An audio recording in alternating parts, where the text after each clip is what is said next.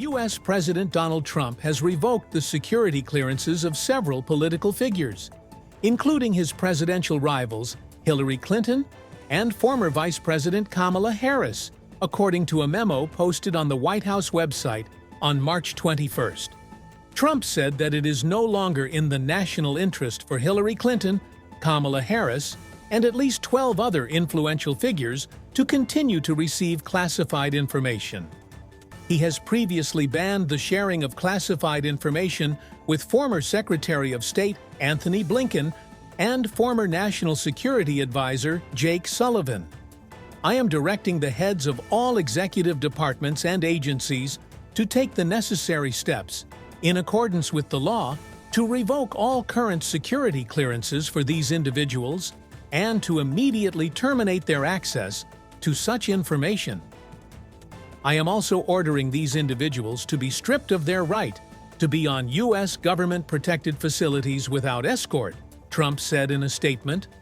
He clarified that if any of the above individuals received access to classified information in connection with their work at a private company, the U.S. government agency that granted the access must notify the private company that these individuals' access to classified information has been revoked. Taiwan plans to deepen military cooperation with the United States, including intelligence sharing and joint exercises, the island's defense ministry said in a statement. The announcement came a day after dozens of Chinese aircraft circled Taiwan, which China said was a military exercise. Taiwan released footage of Chinese military exercises on Monday, saying Beijing had sent 54 warplanes to patrol near the island. They were being monitored by Taiwan's air and naval forces. The CCP has never ruled Taiwan, but claims it as its territory and has threatened to take it by force. Taiwan strongly denies China's claims and says only its people can decide its future. Taiwan has its own constitution. The country is ruled by a democratically elected president. The United States is Taiwan's most important ally and its main arms supplier. At the same time, Washington has historically followed a policy of so-called strategic ambiguity. That is, it does not promise to defend Taiwan in the event of a Chinese invasion, but it does not deny it either. The goal of such a policy is to maintain the status quo in the region. To do this, it is necessary to deter China from invading Taiwan, and on the other hand, not encourage Taiwan to declare independence. Such a declaration would be a red line for Beijing. But as tensions in the region grow, Washington's strategy is becoming increasingly contradictory. Turkish authorities have detained 343 people during overnight protests in several cities against the arrest of Istanbul Mayor Ekrem İmamoğlu, the country's interior ministry said today. Demonstrations took place in more than a dozen cities, including Turkey's largest city Istanbul and the capital Ankara, the ministry said in a statement. The statement said the detentions were carried out to prevent disturbances in public order, CNN reported. We previously reported that Turkey is preparing for increased protests amid the arrest of Erdogan's rival. The main opposition party is calling on people to take to the demonstrations. Marco Rubio, who entered the post of U.S. Secretary of State in the administration of Donald Trump with his eyes wide open, is facing an unexpected challenge. The key role in foreign policy is often played not by him, but by the special envoy for the Middle East and close friend of the president, Steve Witkoff. This is reported by CNN. Despite the fact that Rubio became the first confirmed member of the cabinet and has all the formal powers of the head of the State Department, a number of diplomatic successes in recent weeks, including the release of hostages in Israel, negotiations in Moscow, and agreements on a ceasefire in Ukraine, took place with the participation of Witkoff.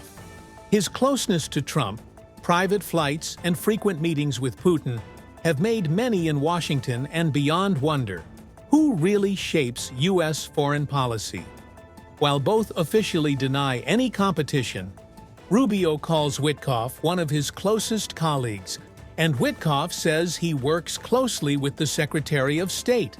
CNN sources at the State Department and among diplomats hint otherwise.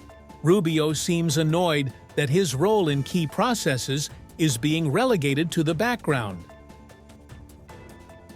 British intelligence officials noted that on March 20, 2025, Putin signed a decree that required Ukrainian citizens living in Russia or in Russian-occupied Ukrainian territory to regulate their legal status by September 10, 2025, or leave this territory.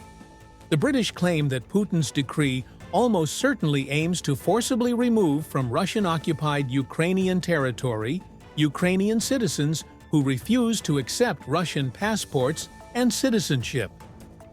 Putin and the Russian senior leadership continue to pursue a policy of Russification in illegally occupied Ukrainian territory, which is part of a long-term effort to eradicate Ukrainian culture, identity, and statehood, the analysis noted. In this context, it is worth noting that U.S. presidential envoy Stephen Witkoff, in a recent interview, effectively acknowledged the referendums that Russia held in the occupied territories in 2022. And recently, U.S. President's National Security Advisor, Michael Volz, suggested that a future agreement to end Russia's war against Ukraine could involve the latter losing territories in exchange for future security guarantees. Europe's biggest military powers are drawing up plans to gradually take on more responsibility for the continent's defense from the United States. The Financial Times, citing 4 informed European officials, European Pravda. The newspaper writes that the proposal by the administration of U.S. President Donald Trump to transfer these responsibilities to European states over the next 5 to 10 years is also being discussed. The discussions are an attempt to avoid chaos in the event of a unilateral U.S. withdrawal from NATO, which has become a subject of concern due to Trump's repeated threats to weaken or withdraw from the transatlantic alliance that has protected Europe for almost 8 decades, the newspaper noted. According to 4 interlocutors, the United Kingdom, France, Germany, and the Nordic countries are among the states participating in these informal but structured discussions. Their goal is to develop a plan to transfer the financial and military burden to European capitals and present it to the U.S. before the annual NATO Leaders Summit in The Hague in June. The proposal is said to include firm commitments to increase European defense spending and build military capabilities in order to persuade Trump to agree to a gradual transfer of authority, which would allow the U.S. to focus more on Asia. Estonia will purchase military equipment and supplies worth 100 million euros for Ukraine, including drones, watercraft, medical equipment, and other items manufactured by Estonian defense enterprises. The list includes drones and unmanned ground vehicles, watercraft, medical equipment, and supplies from Estonian defense enterprises. The details, quantity, and timing of deliveries are not disclosed for security reasons. We agreed last year that this year and next year we will support Ukraine militarily, allocating 0.25% of our GDP per year for products of the Estonian defense industry. Today, we have received feedback from Ukraine, which will allow us to deliver assistance to Ukrainians as soon as possible, said Estonian Defense Minister Hanno Pevkur. The bulk of Estonia's military assistance will be invested in measures that allow Estonian enterprises to contribute to Ukraine's victory. In addition, Estonia will provide Ukraine with direct military material assistance, participate in the training of Ukrainian defense forces, and, together with Luxembourg, lead the IT coalition to assist Ukraine. The Baltic and Nordic countries also intend to equip and train a brigade-sized unit in Ukraine this year. Member of the Verkhovna Rada Committee on National Security, Defense and Intelligence, Fedor Venislavsky, said that it will be agreed during the new stage of negotiations between Ukraine and the United States in Saudi Arabia. The Ukrainian delegation will meet with U.S. representatives in Saudi Arabia. They will continue to agree on a list of objects that, first of all, cannot be objects of attacks by the Russian Federation. Such a list has been prepared, and our delegation is taking it to Riyadh, he said in an interview with Radio NV. There will probably be some more agreements on a ceasefire, but it all depends on the position of our enemy. The deputy recalled that Ukraine agreed to U.S. President Donald Trump's proposal for a 30-day complete ceasefire, but Russian ruler Vladimir Putin did not. Venislavsky did not rule out that the American leader could influence Russia. Putin is trying to stall for time. He believes that this delay will play into the hands of the Russian Federation. This is Putin's tactic. Therefore, I would not rule out that all this will indeed turn into some kind of long-term process. But, on the other hand, Trump has stated the need for a quick ceasefire.